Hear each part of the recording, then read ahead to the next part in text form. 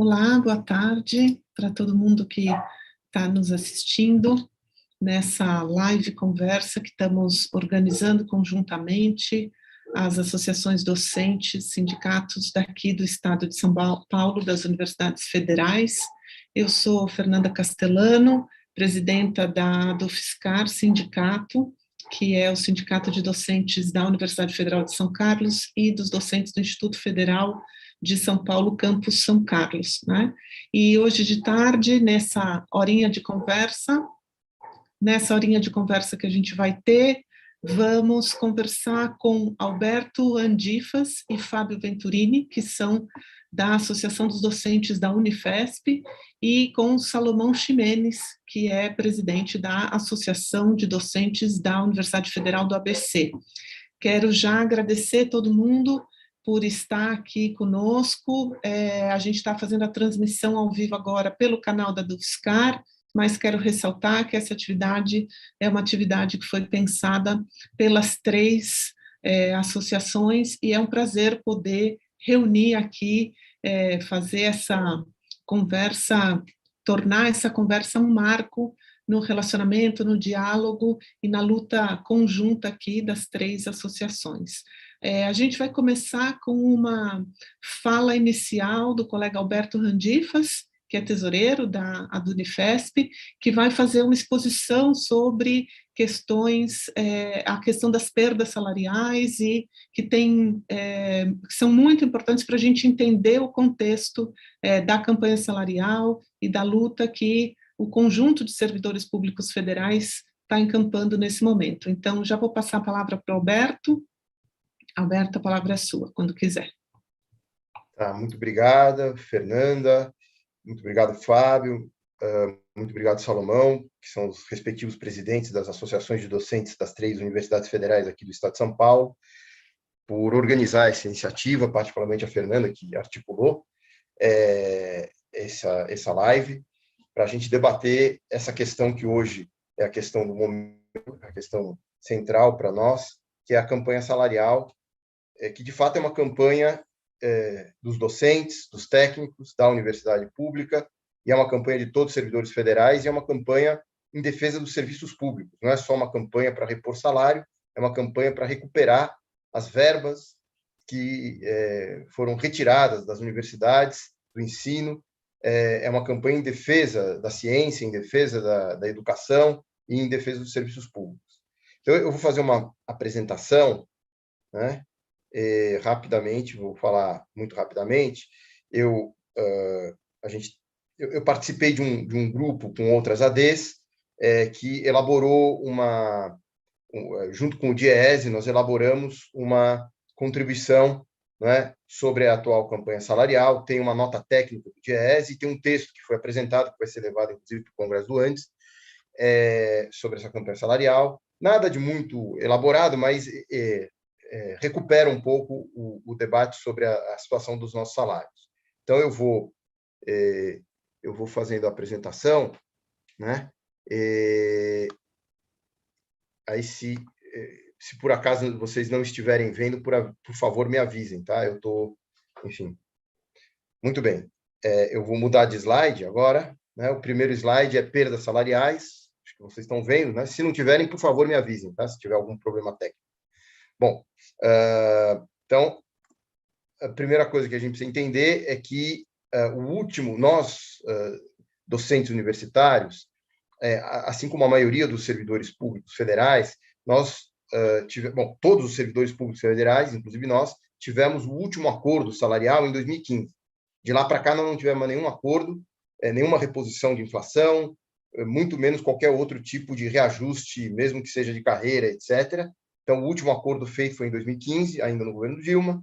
Na realidade, no caso nosso, dos docentes, essa reposição, esse acordo, de fato, eram dois acordos. A primeira parte deles é uma parte geral para todos os servidores públicos federais, que é uma reposição de perdas inflacionárias do período anterior a 2015, de 2012 a 2015, porque o último acordo anterior ainda tinha sido 2012, e lá de 2012 a 2015 houve perdas inflacionárias. Então, os sindicatos negociaram, né, com o governo uma reposição de perdas que foi do valor no valor de 10,8% uniforme para todos os salários de todos os servidores. Teve algumas categorias que fizeram em 4 vezes, e aí foi um reajuste um pouco diferente. No nosso caso, e no caso da maioria das categorias de servidores federais, o acordo foi feito em 2 parcelas. Então, foram 10,8%, divididos em 2 parcelas, uma de 5, outra de 5,5, mais ou menos, que dá ao todo 10,8%. A primeira parcela foi em janeiro de 2016, a segunda em janeiro de 2017. Isso, atenção, é só a reposição de perdas inflacionárias do período anterior, de 2015. Muito bem. Além disso, no caso específico da categoria docente, né, ou seja, do magistério superior federal e da carreira EBTT, que é a carreira dos docentes técnicos de institutos federais, Cefetes, etc., né, houve também uma reestruturação de carreira naquele mesmo acordo de 2015. Por isso que eu disse que são 2 acordos concomitantes. Né? Um que é a reposição de perdas para todos os servidores e outro que é específico para o Magistério Superior e Carreira EBTT, que diz respeito à reestruturação de carreira, que era uma reestruturação que já vinha sendo feita desde 2008, 2009. Né? 2008, depois 2011, teve um segundo acordo, 2012, né? E aí, finalmente, 2015. Foi a última etapa dessa reestruturação de carreira. Nessa reestruturação de carreira, por exemplo, em 2008, né, que foi criada a carreira EBTT, né, dos docentes, professores de institutos federais, etc.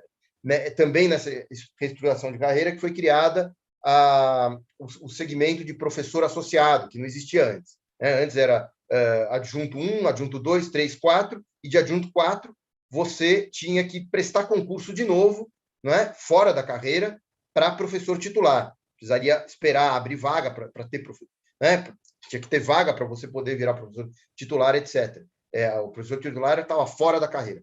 Aí, a partir dessa reestruturação, foi integrado à carreira o professor titular, mas, em compensação, foi criado esses 4 níveis de associado 1, 2, 3, 4, entre o adjunto 4 e o titular. Então, ficou um pouco mais longa a carreira, né? Um pouco mais... e outra coisa que foi feita também foi uma diferenciação maior de salário do topo, né? O topo cresceu mais e os demais segmentos da base, né? Meio e base da carreira ficaram estagnados. Eles só estavam acompanhando a inflação, mas não subiram em relação à inflação. O que subiu em relação à inflação foi o topo da carreira, professor titular, etc., etc. Né? Então, enfim, eu acho, minha opinião, né, pessoal, não falo aqui em nome mas, enfim, minha opinião pessoal, precisaria refletir mais. Eu acho que essa reestruturação de carreiras teve alguns aspectos positivos, mas teve aspectos negativos também que precisam ser criticados, debatidos, e nós temos que pensar, nós, movimento docente, em todo o país, nós temos que pensar em ajustes, em exigir, né, do governo que ajustes sejam feitos para corrigir as distorções que existem nessa carreira. Né? Enfim, mas é um debate que nós temos que fazer, só que eu acho que nós não temos que fazer esse debate agora, neste momento. Por que não? Porque o que nós precisamos fazer agora é nos unificar com os demais servidores públicos federais. Nós temos 1 mês e meio, mais ou menos, para fazer uma campanha salarial para exigir reposição de perdas inflacionárias. Tá? O governo Bolsonaro não quer receber os servidores públicos, não quer saber de aumento nenhum para servidor, não quer saber de reestruturação de carreira. Aliás, ele quer destruir a universidade pública. Então, não adianta a gente elaborar grandes reivindicações sobre reestruturação de carreira, que eu, como disse, acho que é necessário. Tem críticas que nós precisamos fazer a atual estrutura da carreira, que precisam ser corrigidas, etc.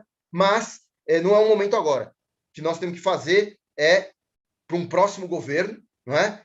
Apresentar uma pauta para reestruturar, para corrigir distorções, para melhorar, etc., não é? Mobilizar para isso, mas neste momento agora, no próximo 1 mês e meio, não dá tempo. Aliás, tem várias outras categorias de servidores públicos federais que também têm reivindicações de reestruturação de carreira. E o que nós combinamos, né, em 2 plenárias, já que foram feitas grandes plenárias de servidores públicos federais, é que nós vamos deixar não de lado, mas vamos postergar, não vamos esquecer, vamos postergar as reivindicações específicas de cada categoria, né? Como, por exemplo, reestruturação de carreira, que é específico nosso, ou específico dos servidores do Banco Central, por exemplo, ou dos servidores da Receita Federal. Né? Cada um vai deixar para depois isso, e todo mundo vai focar agora, no próximo 1 mês e meio, numa coisa que unifica todos nós, que é a reposição de perdas salariais. porque nós perdemos muito do poder aquisitivo do nosso salário, né? Só para a gente ter uma ideia, aqui em cima, olha, de março de 2015 a dezembro de 2021, nós perdemos já 47% do nosso salário. É como se a gente fosse no supermercado, né, lá em 2015, né, e pegasse um carrinho com R$100, por exemplo, você pega lá uma cesta, né, de supermercado e enchia a cesta com R$100. Né? Hoje, aqueles produtos que a gente enchia a cesta estão, pelo menos, uns 50% mais caro. Então, é como se você pagava 100, você vai pagar 150. Portanto, você não vai mais encher a cesta. Você só vai conseguir encher 2/3 da cesta. 1/3 a menos. Né? Isso, considerando a inflação, o índice IPCA é uma média de preços. Os preços alimentícios subiram mais do que a média, como a gente sabe. Né? Eu vou mostrar aqui. Aqui são alguns itens, né? Óleo de soja, tomate, feijão fradinho, banana maçã, mamão, mandioca. Quer dizer, subiu 130, 115, 95. Que mais? Feijão fradinho subiu 85, banana maçã subiu 82, mamão 81, mandioca 81 também, etanol, não é? Subiu 60%, gás, botijão, etc. Tudo isso subiu muito mais do que a média, que é o IPCA. Não é? O IPCA, como eu disse, subiu de março, isso só nos, perdão, eu estou falando isso aqui é só nos últimos 2 anos, tá? Durante a pandemia. Né? Muito bem, se a gente pegar de janeiro de 17 até janeiro de 17 foi a última parcela que nós recebemos da reposição de perdas salariais daquele acordo de 2015. De janeiro de 2017 a dezembro de 2021 foi 28%. Né? De janeiro de 19 a dezembro de 2021 foi 20%. Foi o período do governo Bolsonaro. Você pegar os 3 anos de governo Bolsonaro, foi 20%. 20% só até dezembro de 21. Como vocês viram, a inflação de janeiro, não é? Foi acima de 0,5%.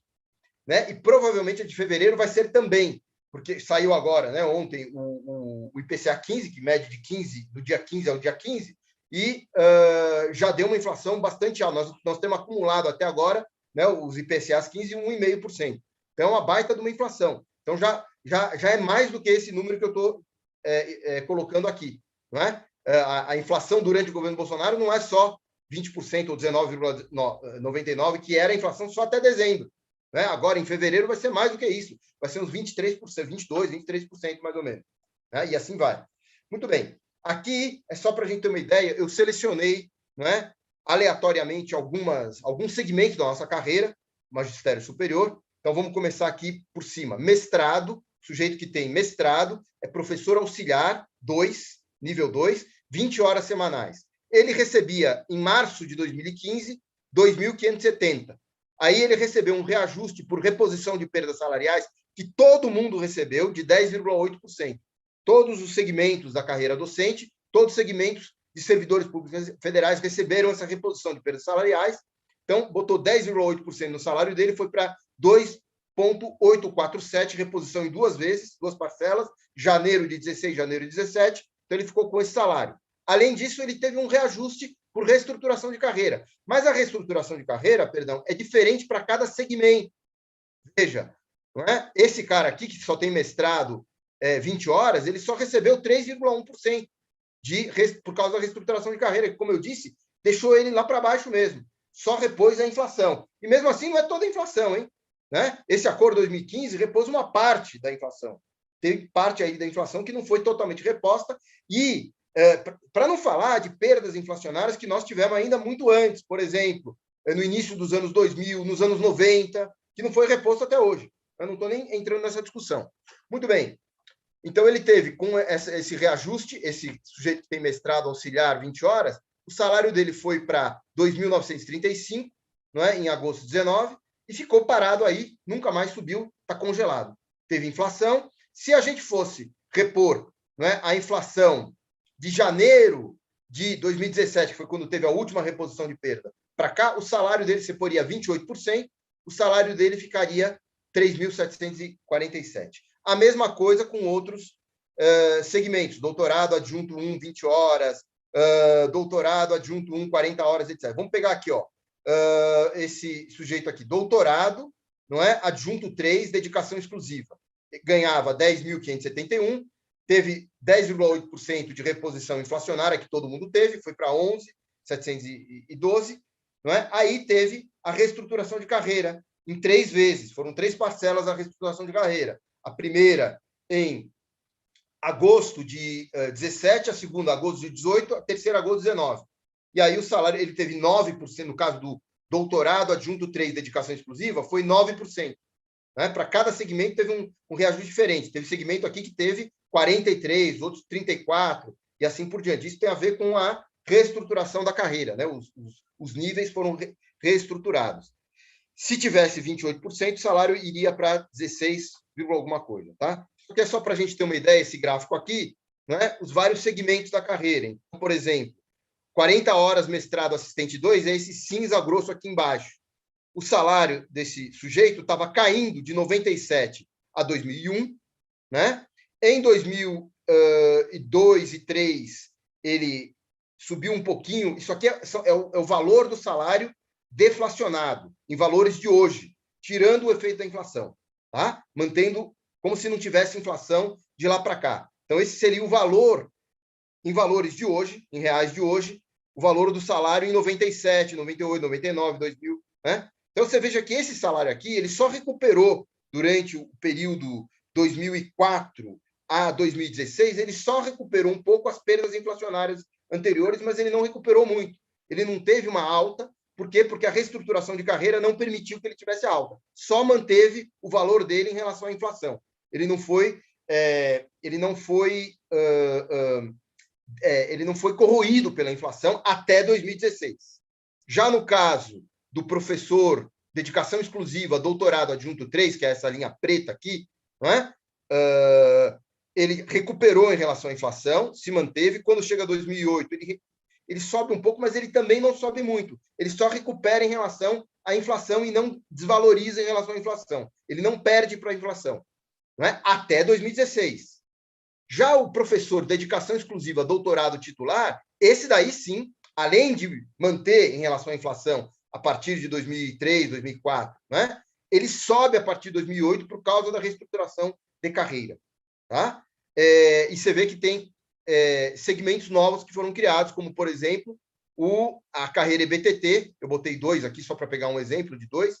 Não é? O professor com doutorado D404 da carreira EBTT e o D201 da carreira EBTT, mas, além disso, também você tem, por exemplo, a categoria de associado. Eu peguei um exemplo aqui, associado 3, que é essa linha pontilhada preta, que começou a existir a partir de 2009, não é? Que manteve o seu salário. Agora, todas as categorias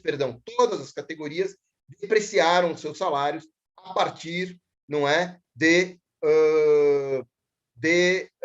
2017. Porque a partir daí nós não tivemos mais, não é, reposição de perdas inflacionárias. Então, nosso salário começou a se depreciar completamente. Né? A gente teve o poder de compra do nosso salário, qualquer segmento da nossa categoria, desde o titular até lá embaixo, né? Os professor assistente, 20 horas, 40 horas, etc., todo mundo perdeu poder de compra. Né? Todo mundo. Então, eu acho que, por isso prova que nós precisamos urgentemente fazer uma campanha salarial para repor pelo menos uma parte das perdas inflacionárias. Aqui está a tabela completa, para quem quiser ver depois. A gente colocou à disposição do site da Unifesp, mas tem outras ADs também colocaram à disposição. Não é?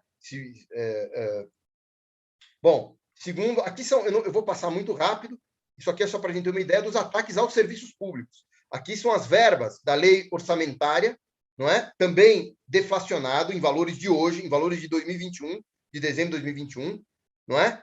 Qual era a verba para o ensino superior do orçamento, que tinha sido aprovado na lei orçamentária, né, em 2013, 14, 15, veja, 2015 chegou a 45 bilhões, que era insuficiente, a gente já reclamava na época, precisava de mais verba para terminar a expansão do Reúne, etc, etc, mas era 45 bilhões. O que aconteceu é que em 2016, 17, 18, né, começou a cair, óbvio, teve o golpe de lá para cá, não é? E aí, a partir daí, aqui é o governo Bolsonaro, 20, 21, e agora, 2022, nós estamos com 12 bilhões a menos do que o que a gente tinha em 2015. As verbas para o ensino superior hoje, em valores reais, descontando a inflação, elas são mais ou menos iguais às de 2009, antes da expansão, para a gente ter uma ideia. Ou seja, não vai ter dinheiro. É que nós ainda estamos em aula online, etc., mas quando a gente está voltando presencial. Quando voltar presencial, eu não sei se vai ter dinheiro para pagar conta de luz, conta de água, os serviços de segurança,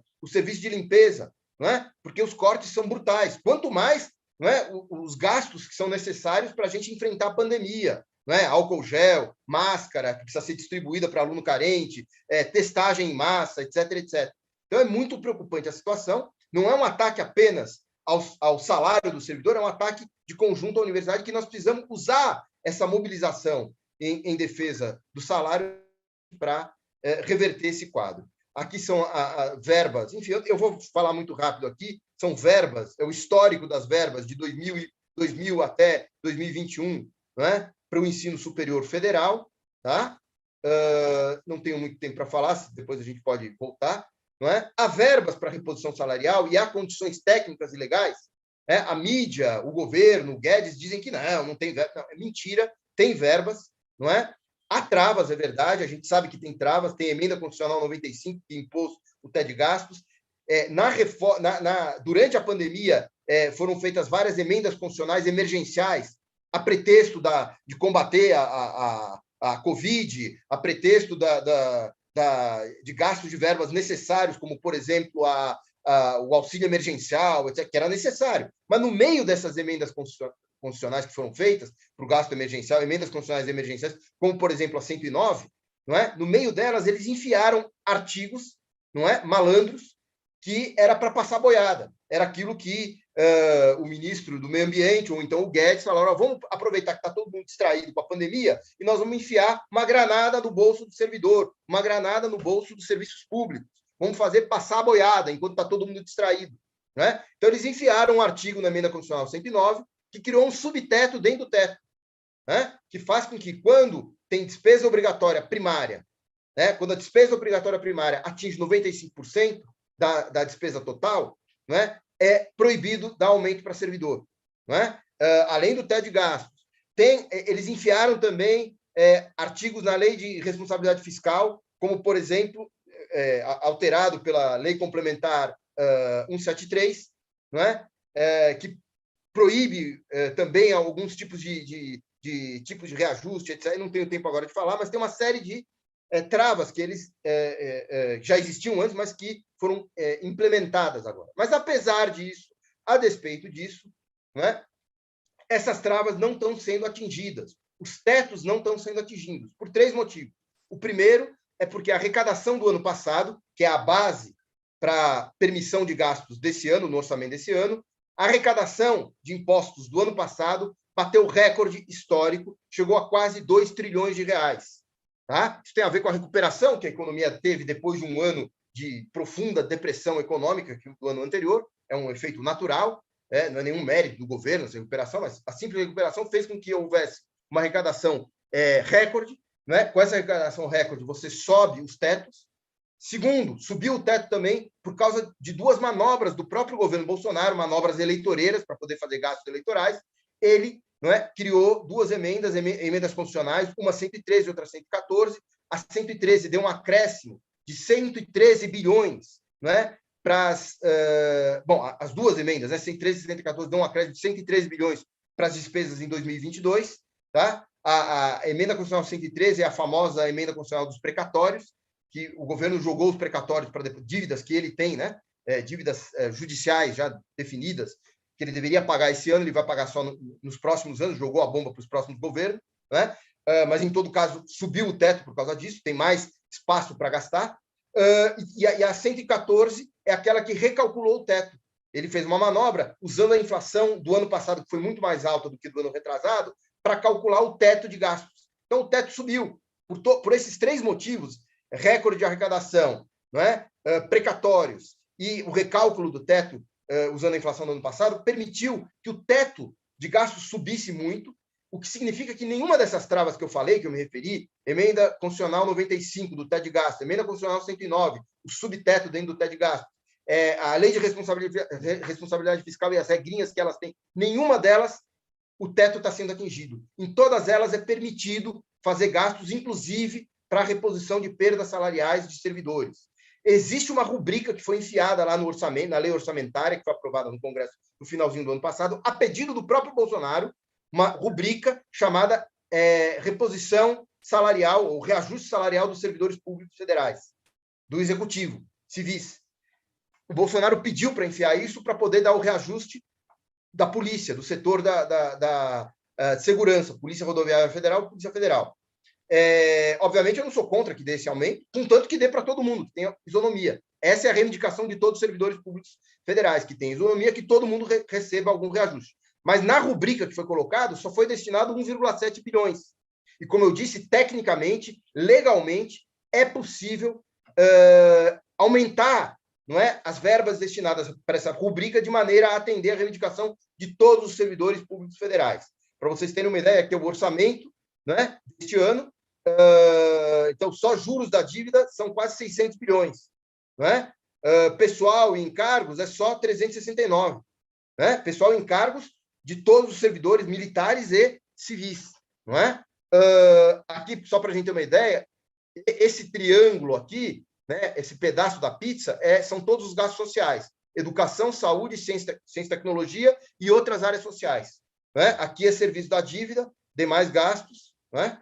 Só para a gente ter uma ideia. Então, tem dinheiro, dá para... Né? Só para a gente comparar, só de emenda parlamentar nesse orçamento aí, deste ano, né, são quase 40 bilhões, dos quais quase 20 bilhões é aquela emenda do relator, as emendas do relator, o orçamento secreto, que é uma baita de uma injustiça.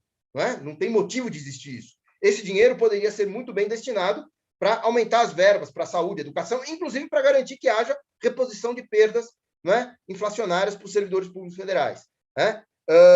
Fundo eleitoral também aumentou, foi a mais de 6 bilhões, desonerações para grandes empresas, mais de 10 bilhões. Então, tem dinheiro no orçamento. Para não falar, não é, essa história que a gente ouve, olha, nós estamos numa crise, não é, da pandemia, então todo mundo tem que se sacrificar, não dá para os servidores pedirem reposição. Isso é uma balela. Estamos numa crise da pandemia, mas os bancos privados, os 4 maiores bancos do Brasil, tiveram lucro recorde. No ano passado, eles tiveram lucro maior do que antes da pandemia. Não é? Para eles não tem crise. Né? O Itaú sozinho teve mais de 26 bilhões de lucro líquido. O Bradesco, mais ou menos a mesma quantia. Não é? Então, e tem setores empresariais, aí o setor da saúde, eles estão ganhando muito dinheiro, né? Enquanto o servidor não pode, vai ter que ter o seu salário corroído pela metade, pela inflação, isso é inaceitável.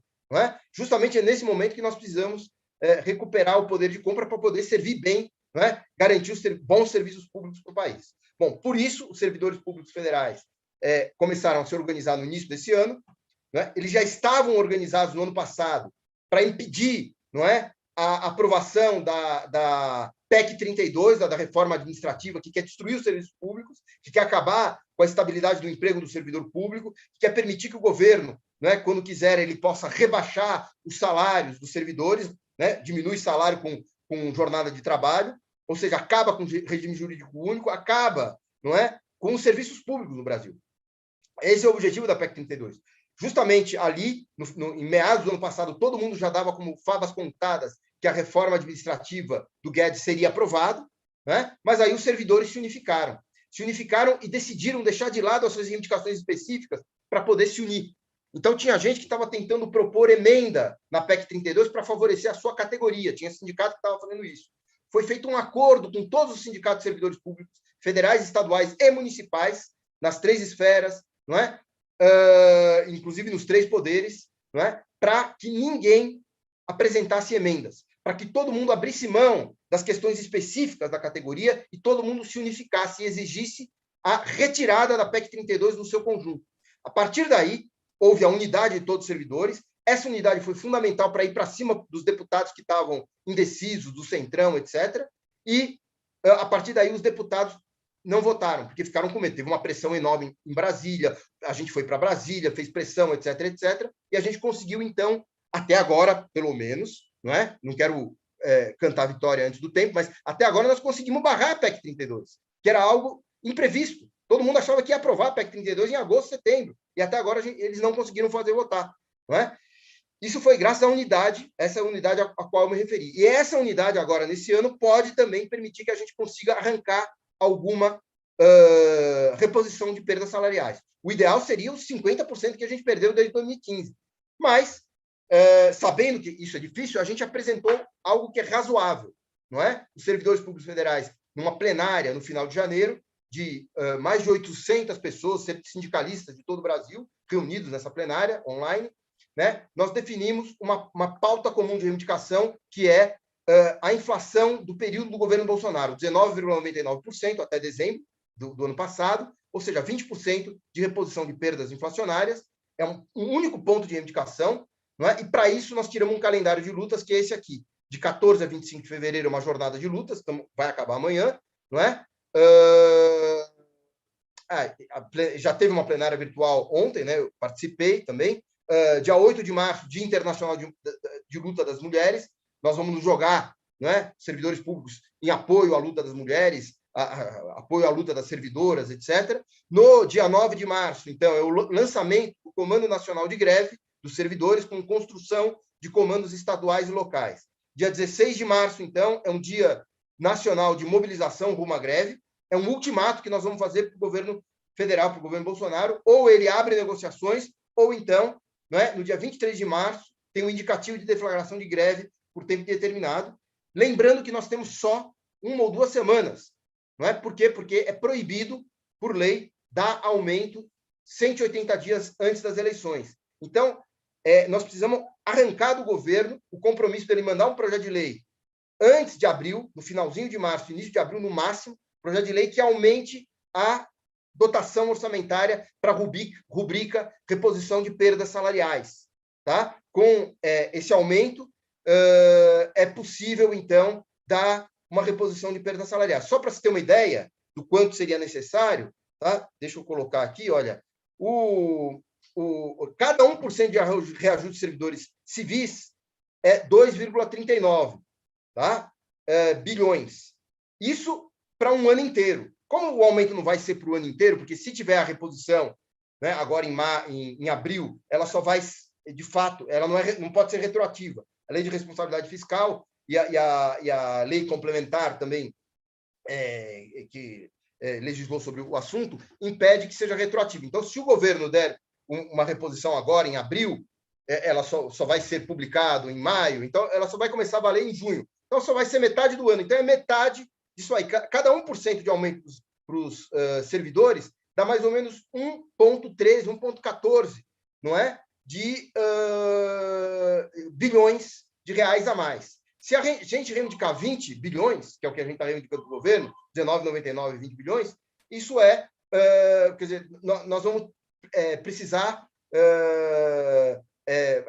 algo em torno de 15 a 20 bilhões, mais ou menos, para garantir esse aumento, né? Essa reposição. Quer dizer, não é muito, é muito pouco, como eu mostrei no orçamento ali, é algo muito, quase que residual, perto de outros gastos. Isso é menos, por exemplo, do que as emendas para o relator do orçamento secreto. Você pega o dinheiro do orçamento secreto e coloca para reajuste de servidor, você resolve o problema, atende a nossa reivindicação por completo. Né? Então, nós vamos dar um ultimato, como eu disse, né? Um ultimato para o governo no dia 16 de março, para que ele abra negociações e aceite, pelo menos, negociar essa proposta. Tá bem? Enfim, é isso. E eu encerro por aqui. Acho que eu falei até demais. Desculpe. Obrigado. Foi ótimo, Alberto.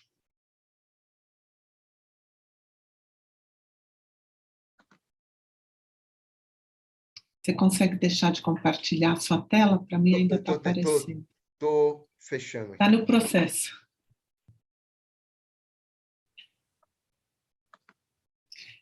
Muito bem. Brigadíssima, Alberto. Acho que foi super importante ter esse esclarecimento inicial, que tomou um pouco do nosso tempo, mas, de fato, nos localiza, principalmente com relação às possibilidades, né? Porque algo que a gente ouve muito o tempo inteiro é: mas o servidor público já tem o seu trabalho assegurado, já tem estabilidade, e nesse momento de crise ainda estão querendo aumento, né? Como se nós fôssemos responsáveis pela crise no Estado, ou como se apenas o servidor público federal pudesse salvar a crise econômica, pudesse salvar a questão econômica no Estado por não ter o que lhe é dado, que tem que ser dado por direito, né?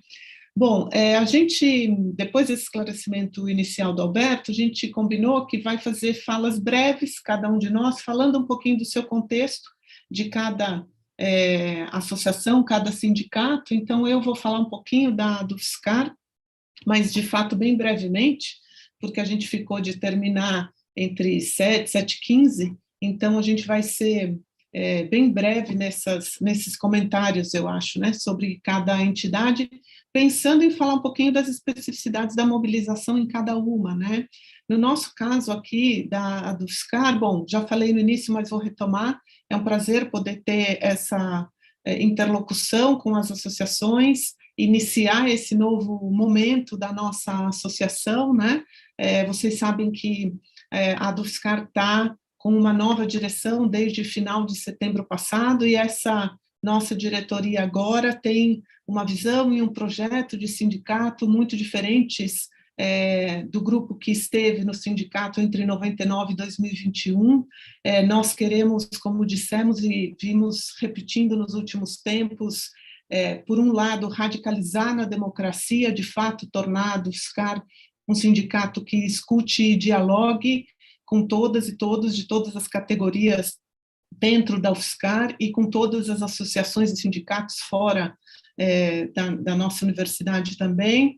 E, por outro lado, a gente quer se aproximar da nossa base, né? Se tem algo que a gente detectou num movimento que se apresentou nas eleições e que ganhou as eleições, um movimento que começou em 2016, se foi crescendo a partir de 2016, foi que o nosso sindicato estava muito longe da nossa base, que o que as professoras e os professores desejavam ou queriam ou diziam ou ansiavam estava muito longe de ser escutado dentro do sindicato. Então, nesse sentido de olhar, escutar e dialogar com a base, essa discussão sobre formas de mobilização, nesse momento crucial, de campanha salarial, de lutas em defesa da educação pública, gratuita, laica, inclusiva, de qualidade, de defesa dos direitos, de defesa do Estado democrático de direito, num ano eleitoral, é fundamental que a gente consiga esse nosso objetivo, que é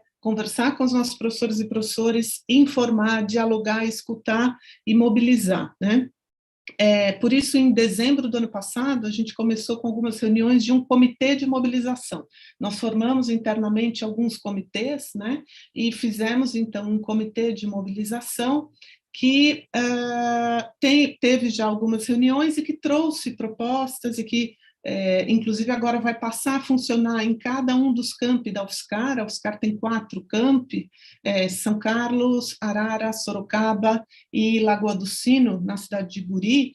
Então, a ideia é que em cada campus a gente tenha um comitê de mobilização.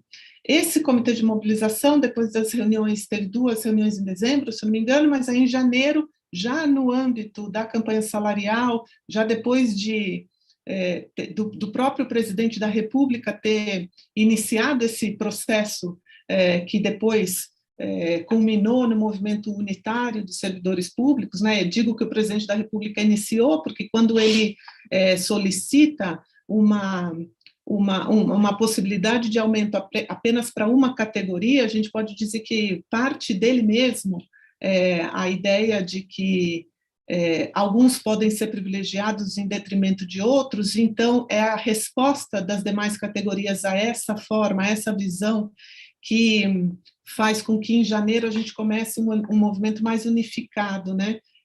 E nós aqui na UFSCar também entramos nesse movimento unificado e fizemos já assembleias para discutir uma pauta de reivindicações e principalmente para aderir a reivindicação da reposição emergencial linear de 19,99%, como o Alberto colocou anteriormente, né? Nós, a do FSCar Sindicato, somos filiados ao PROIFES Federação, e no âmbito do PROIFES se elaborou uma pauta de reivindicações que não condiz exatamente com o que se estabeleceu dentro do FONASEF, né? Não condiz porque é uma pauta mais expandida, não é uma pauta com a questão salarial em torno dos 19,99% exclusivamente, né? A pauta que o PROIFES apresentou ao Ministério tem um índice de reajuste da categoria docente calculado em 32,9%, que tem a ver com o cálculo das perdas de 2015, a partir do IPCA, como o Alberto mostrou, mas deduzindo as reposições que aconteceram em 16 e 17, então o índice apresentado pelo PROIFES para o reajuste da categoria docente é de 32,9%, né? E a pauta do PROIFES tem alguns outros pontos que têm a ver com a carreira do magistério superior, com a situação das universidades e institutos federais e também com a carreira EBTT, né? Algo que eu acho importante sublinhar, isso o Alberto falou, né? Cada categoria do serviço federal pode ter o seu cálculo, mas neste momento a gente aqui na diretoria também achou importante, por isso a gente aprovou em assembleia na nossa pauta, esse índice de reposição emergencial linear específico de 19,99 para todos, né? Independentemente, inclusive, de a gente ter um índice calculado pelo PROIFES e apresentado ao Ministério de 32,9, porque nós consideramos que essa luta unitária, assim como foi vencedora, a gente pode dizer, no ano passado, barrando a tramitação da PEC, a votação da PEC, a gente acha que neste ano essa luta da campanha salarial unitária de todo o serviço público, de todos os servidores e servidoras, é o que pode nos dar força, não apenas para que, neste momento, até abril, a gente consiga algum tipo de reposição salarial imediatamente, mas também pode nos dar força nesse ano eleitoral para o próximo governo que venha, né? Pode mostrar que o funcionalismo público federal está coeso e está mobilizado em torno da defesa dos seus direitos, né? E algo que é fundamental, principalmente se a gente pensar que uma das reivindicações que tem aparecido, que é o cumprimento do inciso 10 do artigo 37 da Constituição, que prevê a revisão anual dos salários do Serviço Público Federal, nunca foi cumprido de fato pelos governos sucessivos desde a Constituição de 88.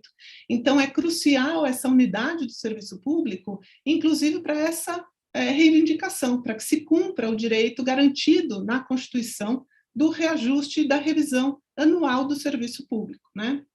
Essa pauta do PROIFES que eu falei para vocês inclui alguns outros temas que eu vou mencionar rapidamente, porque eu acho importante a gente ter em conta.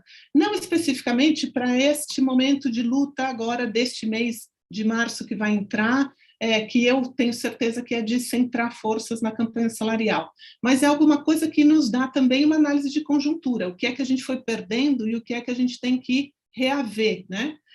Por exemplo, a questão das aposentadorias, a centralização dos pedidos de aposentadorias no INSS. Então, essa pauta pede a revogação do decreto de 2021 e das normativas que centralizam, voltam, né, passam os pedidos de aposentadoria para o INSS. Também se pede aí na pauta do PROIFES o fim da lista tríplice e o respeito às escolhas dos reitores dentro das universidades. Ademais, também se pede a recomposição tanto do orçamento das universidades, pensando nos patamares mais altos de 2016, como também a recomposição dos orçamentos de entidades financiadoras de pesquisa, né, que a gente sabe, o Alberto falou dos salários, mas se a gente pegar, e falou também do orçamento das universidades, mas se a gente pegar os orçamentos das entidades de pesquisa, a gente vai ver uma queda drástica nos gráficos também, né? Algo que nós, então, aqui na DUFSCar estamos fazendo nós adotamos, incorporamos, votamos em assembleia e estamos realizando atividades no âmbito dessa jornada de lutas de 14 a 25 de fevereiro. Essa atividade aqui foi pensada a partir justamente dessa necessidade de mobilização, e nós estamos, além dessa conversa aqui com as associações do Estado, de federais do Estado de São Paulo, nessa terça-feira, na verdade, desta semana, 2 dias atrás, nós fizemos também uma live para conversar sobre questões de campanha salarial e mobilização com os sindicatos a do FIGE, da Federal de Goiás, a do RN, do Rio Grande do Norte, e o SINDIEDUTEC, dos Institutos Federais do Paraná, que foi super importante para a gente conhecer também um pouco o que está acontecendo em outros estados e outras regiões do Brasil, e nós estamos fortemente articulados com as entidades aqui dentro da UFSCar. Nós estamos em diálogo permanente, em luta conjunta, inclusive nessa própria jornada, com o Sintufscar, o Sindicato dos Técnicos Administrativos aqui. Também fizemos plenárias conjuntas com o Sintufscar e com o DCE e a PG, e nesse mesmo espírito, nós vamos, na semana que vem, não, na outra semana, na verdade, celebrar o 8 de março, né, o Dia Internacional das Mulheres, com um dia de luta articulado com o Sintufscar.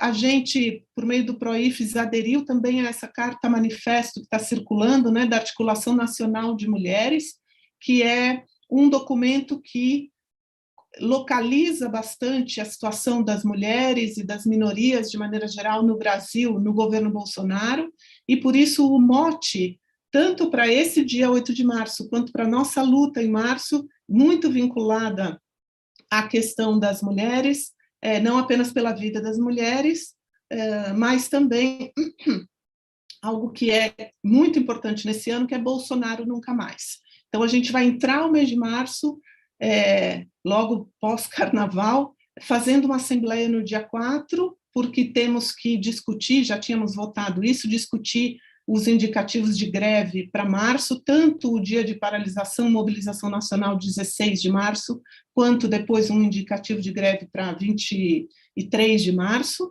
Então, nós vamos fazer uma assembleia semana que vem, pós-carnaval, para isso, mas nós queremos trabalhar muito durante o mês de março com a questão do Dia da Mulher e principalmente com esses dois motes, né? A recomposição salarial já em torno dos R$19,99 e o Bolsonaro nunca mais.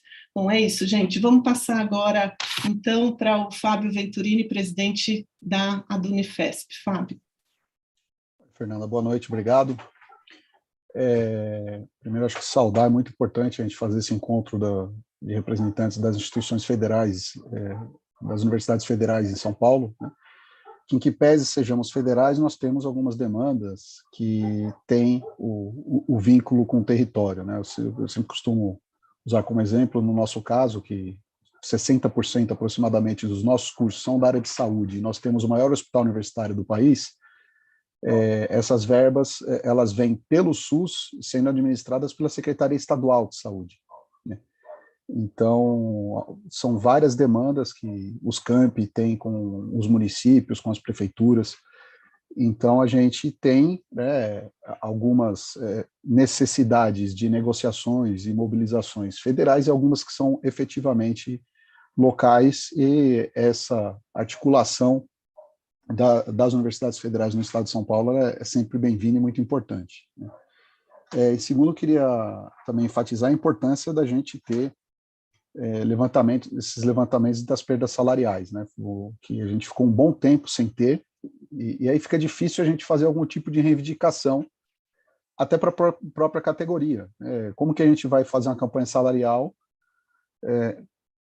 A gente deveria ter campanha salarial anualmente, para conseguir alguma coisa que normalmente não é de ano em ano, mas como que a gente vai fazer uma coisa sem índices, né? E acho que a gente agora, principalmente com a colaboração de ESE, conseguindo formular índices, facilita bastante a gente até demonstrar para a sociedade qual é a real situação do servidor público e, no nosso caso, dos docentes das universidades federais, né?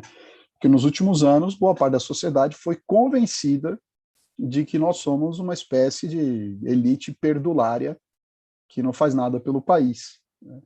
E há quem, inclusive na mídia, ache que a gente não trabalha porque as aulas não estão presenciais, como se as aulas online fossem absolutamente leves ou alguma coisa, como se estivéssemos dando um chapéu no expediente de trabalho, né? Na Unifesp, eu acho que uma coisa muito importante dessa campanha né, e aí eu vou entrar em questões específicas da Unifesp, é que desde o golpe, começando no governo Temer, e o governo Bolsonaro foi muito mais assintoso nisso, as negociações com os servidores públicos envolviam fazer promessas a algumas categorias e depois, na hora de realizar no orçamento, algumas categorias serem traídas. E o governo Bolsonaro, ele se empenhou muito, por exemplo, com auditores fiscais da Receita. Aqui em São Paulo, quando passa em frente à sede da entidade deles, tem lá faixas de apoio, por exemplo, a políticos de base bolsonarista que sempre defenderam os interesses dos auditores fiscais da Receita. São várias carreiras assim, mas estou pegando esse exemplo porque é um que fica na rua. E eles próprios foram excluídos em várias negociações com o governo. Então, mesmo categorias que apoiaram o Bolsonaro foram traídas pelo Bolsonaro e se juntaram nas negociações, partindo do princípio de que não dá para confiar nem no Bolsonaro nem no Paulo Guedes. E isso nos ajudou na construção da unidade para impedir o trâmite da reforma da PEC 32, da reforma administrativa, que ela obviamente pode voltar, o Arthur Lira vai tentar, mas eu acho que esta unidade foi muito importante. E agora o Bolsonaro tenta conseguir um aumento apenas para policiais, como o Alberto colocou, é importante, tem que acontecer mesmo, mas também na tentativa de desestabilizar governadores, para que os policiais da área federal, em articulação com os seus colegas estaduais, façam pressões aos governadores para coesionar uma base militarizada do bolsonarismo. Né? Então, a gente tem aí uma tarefa de uma luta por reposição salarial, porque nós temos perdas profundas, né? E também para aglutinar o serviço público em torno, os servidores públicos em torno da defesa do serviço público, das carreiras e da própria democracia no Brasil. Né? Então, é muito importante, não é só uma questão aritmética ou de estatísticas por índices inflacionários, a luta pelo índice unificado de 19,99%. Porque se a gente começa a dividir, fica muito mais difícil, e aí não é só uma questão orçamentária. Tem um projeto do governo de tentar conseguir a adesão de uma parte do funcionalismo para aprofundar uma reforma na construção de um Estado autoritário, um Estado policialesco autoritário. Mas também tem outros aspectos, e aí eu entro na questão específica da nossa universidade, que é que por muito tempo os nossos colegas servidores argumentou-se com eles de que a iniciativa privada e alternativas privadas individuais para o próprio servidor seriam mais vantajosas. Né? E o que tem acontecido nesses últimos anos é que a depreciação salarial está rebaixando todo mundo, ela não está beneficiando absolutamente ninguém. A Universidade Federal de São Paulo, ela não foi criada como uma universidade federal. Ela decorre da federalização da Escola Paulista de Medicina, que foi criada como uma escola particular no ano de 1933. E foram criadas a Escola Paulista de Medicina e o Hospital São Paulo, mantidos por uma entidade chamada Sociedade Paulista para o Desenvolvimento da Medicina. A Escola Paulista de Medicina foi federalizada, o Hospital São Paulo não. Então, a gente tem uma relação em 1994 ela foi transformada em Unifesp e em 2004 começou a expansão. A gente tem uma entidade que tem uma relação com uma entidade privada que é dona do hospital universitário e, em conjunto com a universidade, administra uma verba que é um pouco mais da metade do orçamento da nossa universidade, que é justamente a verba que vem tanto do MEC quanto do SUS para fazer ensino, pesquisa e assistência no hospital universitário. E essa relação público-privada acaba gerando algumas situações muito específicas que tornam o privado, o discurso do privado bastante forte. Então, por exemplo, no nosso hospital universitário, praticamente a metade dos trabalhadores e trabalhadoras são seletistas. E hoje, com uma crise de financiamento da própria saúde, decorrente dos cortes orçamentários e do teto dos gastos, faz com que menos recursos entram para um hospital que é propriedade de uma entidade privada, mas é administrado para o fim público, e faz com que essa entidade privada esteja hoje colocando em pauta a demissão de seletistas do hospital universitário, né, que pode chegar à casa das centenas de demissões. Então, esse é um momento, como professores universitários, a gente costuma tentar explicar o nacional, às vezes, né, as grandes explicações, mas a gente tem um desafio muito grande de fazer a mobilização e o convencimento internamente, pelo reajuste de 19,99%, a unidade da luta por todas as categorias por esse índice universal, a defesa do serviço público e a defesa da universidade pública. Nós temos várias demandas que certamente ficarão pausadas por algum tempo, porque a gente tem a urgência de colocar no orçamento, forçar o governo a colocar no orçamento esse reajuste de 19,99%, para depois a gente retomar, mas não significa que vai parar. A gente vai ter que retomar a discussão da carreira, das condições de trabalho, verbas para ensino, pesquisa e extensão, garantias de condições de trabalho para que os professores não saiam. A gente, estatisticamente, não está aparecendo, mas a gente já observa fuga de cérebros das universidades, professores mais experientes. Temos jovens pesquisadores muito talentosos, mas a gente precisa fazer uma transição de gerações. A gente não pode perder uma geração intermediária na questão etária que saia da universidade porque está sendo assediada pelo mercado, porque as condições de trabalho e o salário na universidade são muito baixos. Então, a gente tem um desafio muito grande para a gente manter a universidade viva, manter a universidade como importante no desenvolvimento do Brasil, na soberania nacional, na construção da sociedade digna para toda a população.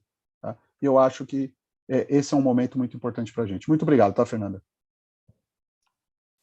Valeu, Fábio, obrigada. A gente vai passar agora direto para o Salomão Ximenes, do FABC. Salomão, contigo. Obrigado, Fernanda, pelo convite, e também saudar a gestão da UFSCar nesse momento, né, que esse convite também é a expressão dessa mudança que vocês trazem, né, dessa interlocução.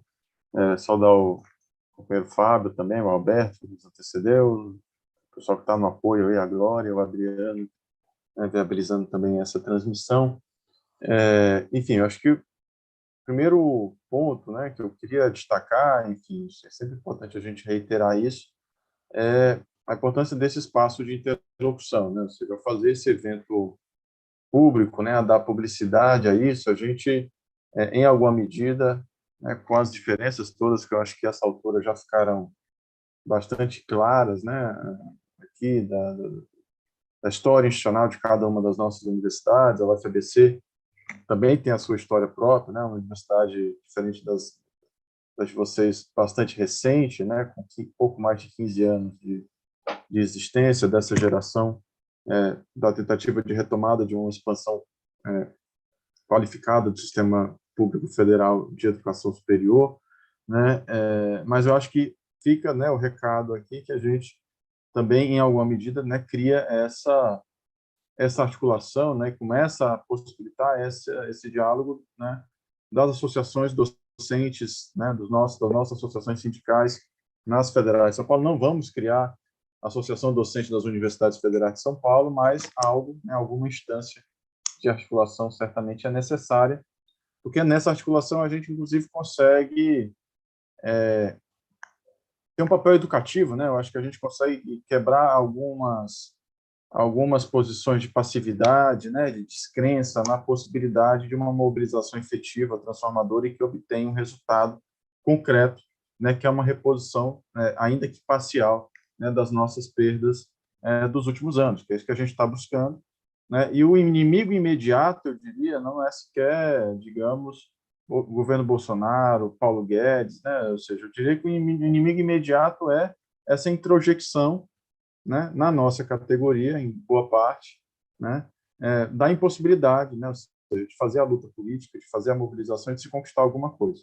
né, e a gente tem que ter uma clareza, né, você tem que ter claro, né, desculpa, que isso faz parte do projeto, né, ou seja, onde o programa, né, de substituição do Estado social, do Estado desenvolvimentista, foi aplicado, né, em nome de uma vertente liberalizante, neoliberal, como vocês preferirem, né, esta etapa, né, de uma destruição progressiva do serviço público, que coloca os trabalhadores do serviço público de forma programada, né, num processo de desmonte, de desestruturação, de desinvestimento, de não crescimento, de empobrecimento geral da população, né, que é o que acontece nessas experiências históricas, e a gente está passando por isso nesse momento, né, de aumento da pobreza, da fome, como projetos, né, isso tem como resultado colocar os servidores públicos em uma posição,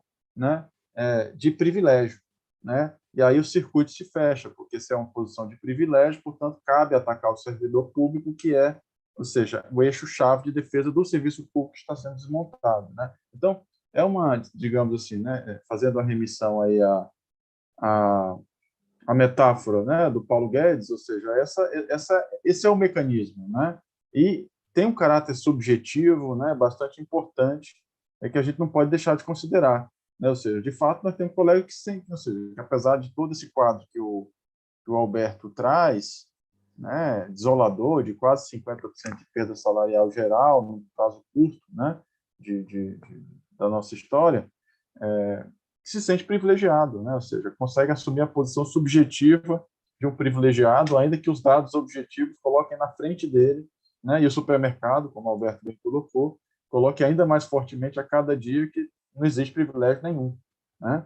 Então, mas, ou seja, isso faz parte do programa, então acho que a primeira etapa que nós temos que enfrentar é essa etapa educativa, né? E aí os dados que são trazidos, eles têm um papel importante, né, para mostrar tanto, ou seja, o processo histórico, o processo de destruição histórica, o processo de comparação da nossa carreira com as demais e o processo de possibilidade orçamentária, né, no Brasil, né? Mas também essa nossa unidade, é isso que eu estava dizendo, tem talvez até um papel mais forte, né? Ou seja, a gente levar essa possibilidade de diálogo, de intercâmbio entre da nossa luta sindical comum, né, naquela parte que ela é comum, é muito importante, né? Então, eu queria saudar isso.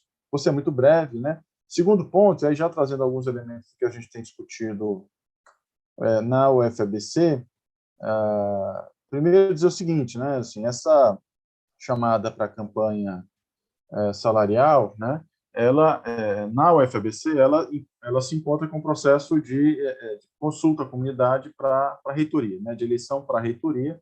Nós recém finalizamos ontem o processo de pesquisa de opinião à comunidade, né? Tínhamos duas chapas concorrentes, foi vitorioso nesse processo de consulta, né, o professor Dácio Mateus e a Mônica Schroeder. O professor Dácio é o atual reitor, e agora temos, né, como todos sabem, as próximas etapas, né, possivelmente até mais difíceis do que a etapa técnica cumprida, né, de confirmação desse resultado no Consune e depois na presidência da República. Então, a nossa comunidade esteve muito envolvida, mobilizada nos últimos 2 meses, o nosso sindicato, na garantia, né, deste processo e também nas próximas semanas, né, da viabilização e da confirmação desse processo no consumo.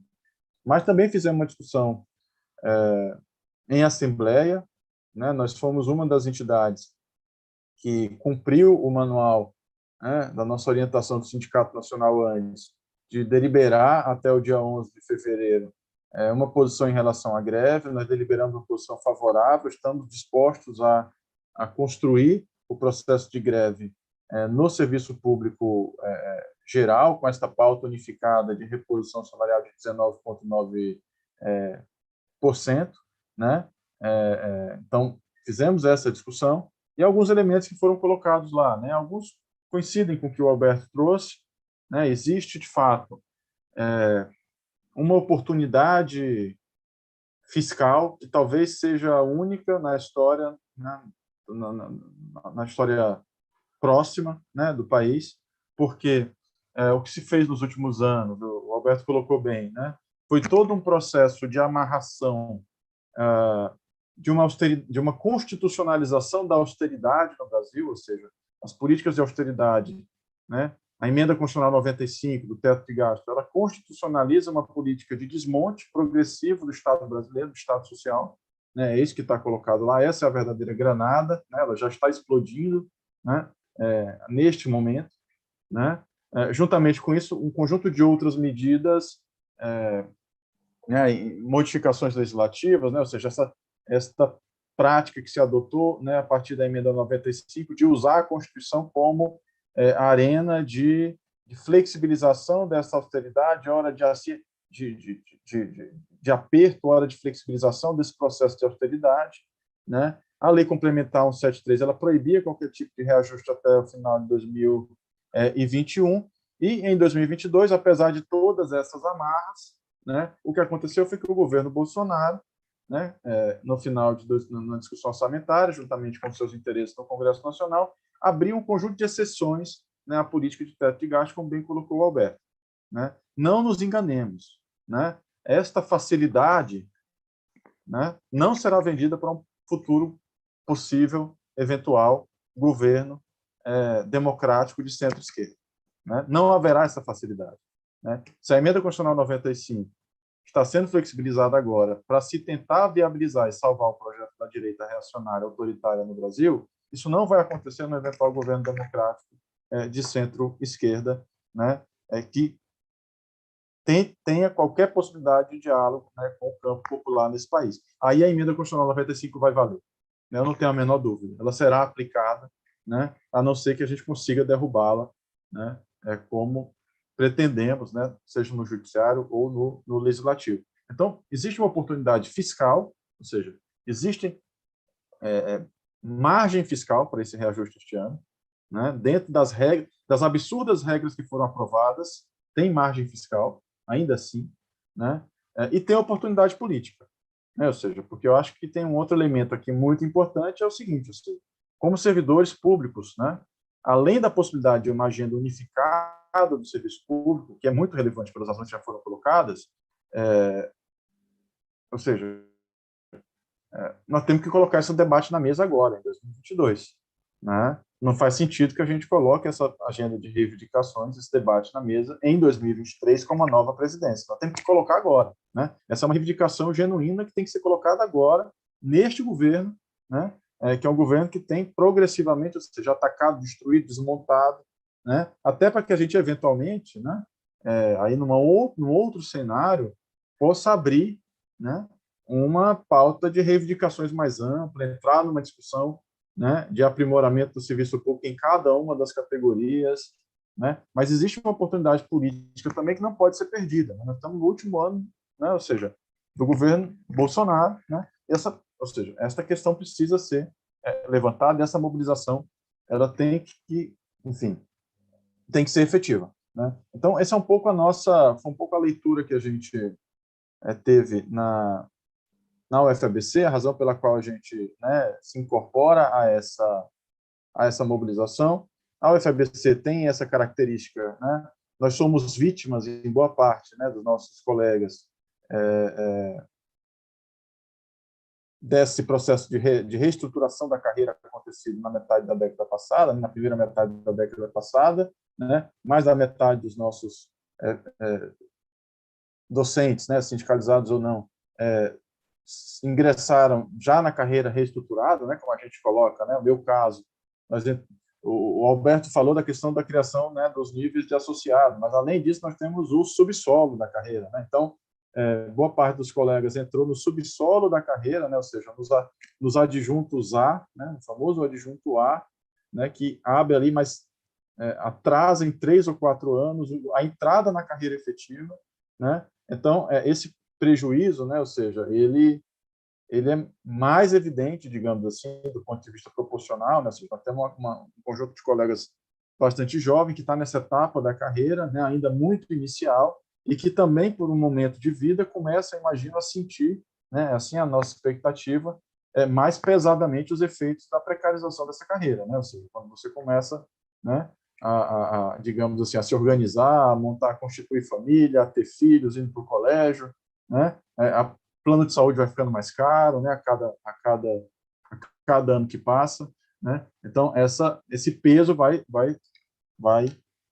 apertando, né? Então, a gente tem também essa característica, digamos assim, de um quadro mais jovem, né? E, portanto, em termos de remuneração mais desvalorizado e menores, né? Ou seja, com uma menor valorização que a gente espera que possa ser revertido com maior disposição, né? Para a luta, para a resistência, para conseguir uma reposição mínima aí dos 19,9%.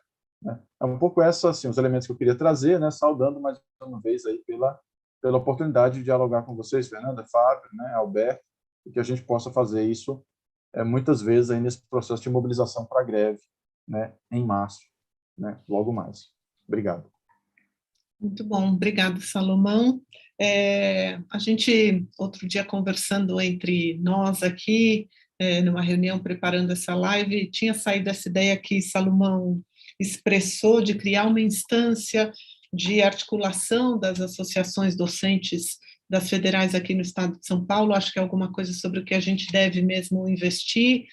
Alberto também, na ocasião, falou da necessária articulação com os sindicatos de técnicos administrativos, outros sindicatos representantes de EBTTs, considerando os institutos federais.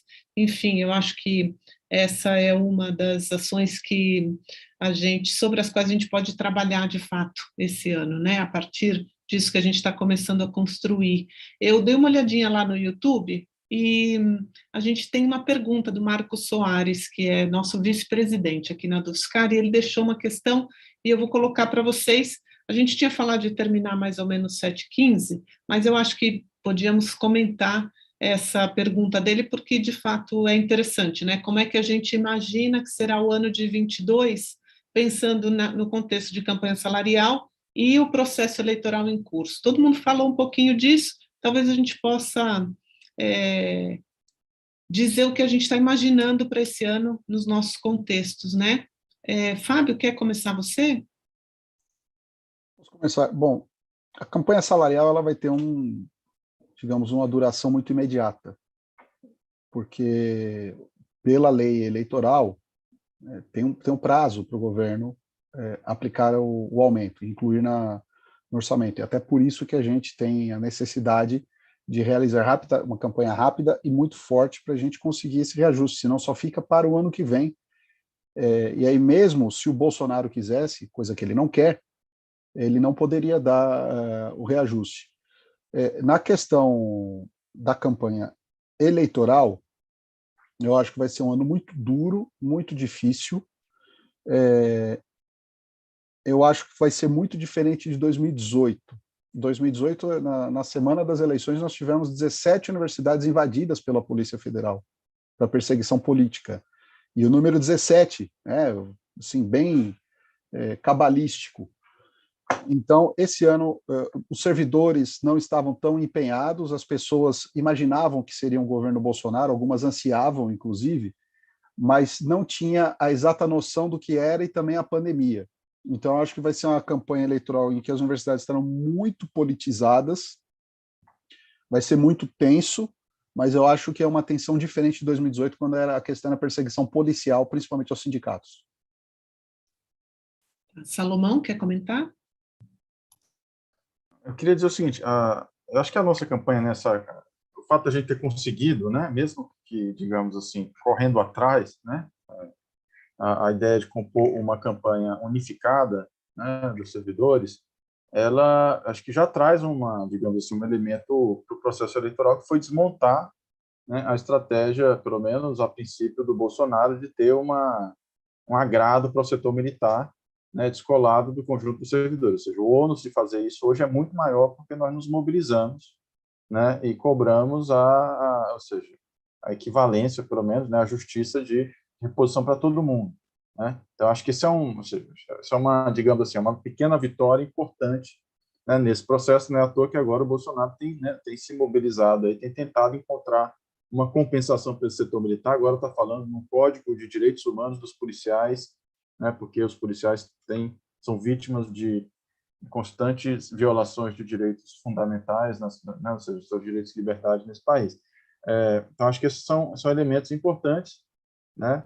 E eu acho que daqui para frente, né, nessa articulação campanha salarial, campanha eleitoral, o ponto é que Ou seja, nós temos que qualquer conquista, né, que se obtém em termos de reposição salarial, ainda que parcial nesse ano, tem que ser uma vitória dos servidores, né? Ou seja, é uma vitória dos servidores, isso tem que ficar claro para a sociedade, né? O governo tem tentado aí, pelo menos uma parcela dele, é o que a gente lê no jornal, encontrar uma solução, entre aspas, né, de algum valor em ticket de refeição, né, ou seja, em indenização, como forma de colocar como uma concessão do governo e tentar, com isso, nos desmobilizar, né? Ou seja, a nossa agenda de mobilização é o contrário disso, conseguir, né, articular, fortalecer, colocar essa greve de pé, né, ainda que seja uma greve rápida e efetiva, né, para que seja uma conquista dos servidores, e não uma concessão do Bolsonaro. A gente sabe disso, mas é mais importante do que a gente saber é que a sociedade entenda, sim, né? Isso é muito importante para o processo do debate nesse ano. Alberto, quer colocar alguma coisa?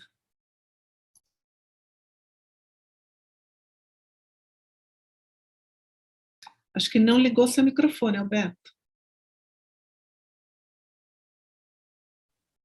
Desculpa, então eu quero falar rapidamente só o seguinte, primeiro eu queria concordar com o Salomão que nós estamos numa janela de oportunidade para conseguir arrancar uma conquista agora. Se não conseguir arrancar agora, eu não quero ser pessimista nem nada, mas o ano que vem vai ser também difícil, porque essa emenda constitucional 109, não é? Ela, esse ano eu disse que não atingiu o teto, porque teve uma arrecadação muito grande, etc. Mas ano que vem tem grande chance de atingir o teto, de bater no teto, e aí vai ser proibido ter qualquer reajuste para servidor, independentemente de quem seja o governo, a não ser que a gente consiga, não é, ter os 3/5 do Congresso, da Câmara e do Senado, para reverter as emendas constitucionais, a 95, a 109, etc., que são as travas. Então, nós temos aí 1 mês e meio para conseguir arrancar uma conquista que nós não estamos pedindo aumento de salário, nós estamos pedindo só para que uma parte só daquilo que nós perdemos para a inflação seja reposto. E é o momento, é a janela de oportunidade que a gente tem que batalhar aqui agora para conquistar. Mesmo que não conquiste, se a gente fizer um grande movimento, eu acho que a gente já sai ganhando, já tem um saldo de mobilização, que é um saldo que eu acho que nós temos que dar continuidade. Eu disse que a gente começou com a unidade em defesa dos serviços públicos, dos servidores, no ano passado, contra a reforma administrativa. Estamos continuando agora com essa unidade na campanha salarial, e eu acho que aí, na segunda parte, respondendo a questão do Marcos, na segunda parte do ano, ou seja, de junho, julho em diante, eu acho que nós temos que, nas universidades, todos aqueles que são sindicalistas como nós, mas todos aqueles que são ativistas da defesa da universidade pública, eu acho que nós temos que começar a construir comitês de luta contra o Bolsonaro, para impedir a reeleição do Bolsonaro, né? Fazer de tudo. Eu, pessoalmente, isso é posição pessoal, obviamente, não é nem um sindicalista que eu falo, eu vou votar, eu vou fazer campanha para o Lula, né? Que eu acho que mas se tiver outro, qualquer candidatura progressista, etc., nós temos que montar comitês para fazer campanha para impedir que o Bolsonaro volte a ganhar as eleições, ou que qualquer outro que defenda o mesmo programa dele, não é? Então nós temos que nos engajar nessa mobilização, porque não é só uma eleição, aqui não é um problema eleitoreiro, quero eleger o meu deputado, ou o meu... Não é isso. É uma questão de vida ou morte para os serviços públicos no Brasil. Não é? É impedir, se o Bolsonaro conseguir ganhar as eleições, é muito difícil a gente conseguir segurar o que a gente segurou até agora.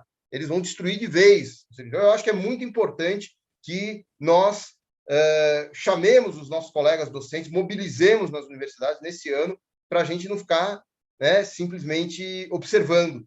Nós temos a campanha salarial, mas nós temos que intervir também nesse processo, apresentando, por exemplo, um programa com reivindicações da categoria docente, da universidade, exigimos mais verbas, recuperação das verbas, exigimos a derrubada das emendas constitucionais que congelaram as verbas para saúde, educação, etc., etc., e apresentar para os candidatos, eu acho. Nós temos que ir para a ofensiva nessas eleições, não ter um papel pacífico, como se, né, vai ter uma eleição aí e nós não temos nada a ver com o assunto, sabe? Eu acho que não. É só isso que eu queria dizer. Obrigado.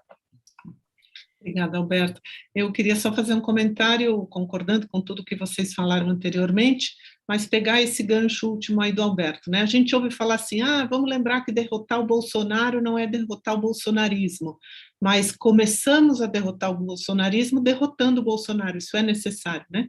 Essa é a primeira medida e a mais urgente, de fato, para o Estado, para os direitos, para todo mundo que preza minimamente pelos princípios republicanos no nosso país, pelo Estado democrático de direito, né? Por isso, eu acho que a gente já pode ir caminhando para o final. Queria lembrar todo mundo, convocar todas e todos, homens, mulheres, todas as pessoas para a toda a mobilização que vai acontecer no 8 de março, principalmente porque o mote, como eu já disse, insisto, é Bolsonaro nunca mais, né? Por um Brasil sem machismo, sem racismo, sem fome e sem Bolsonaro. Nós vamos conseguir.